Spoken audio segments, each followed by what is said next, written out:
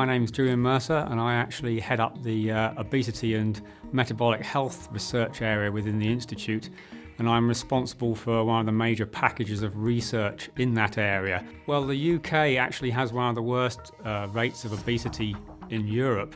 and in the world, and Scotland is slightly ahead of the rest of the UK. But I think in terms of how this problem's come about, it's almost certainly a kind of a mixture of our kind of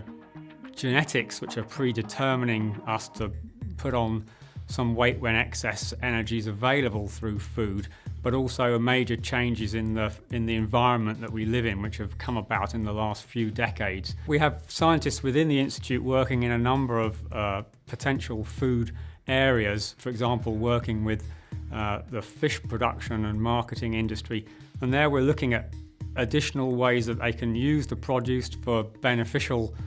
product development, and also looking at some of the background science behind the benefits of eating these sorts of products, so that we can actually help people see opportunities and then potentially help them develop product ranges that are relevant to this sort of long-term objective. There's every reason to think that we can start to change the food environment to help people limit the overconsumption of calories, which has been driving the obesity epidemic over the last decades. I think we would encourage people to come through avenues such as the Food and Health Innovation Service, who will be able to put them in touch with either groups of scientists,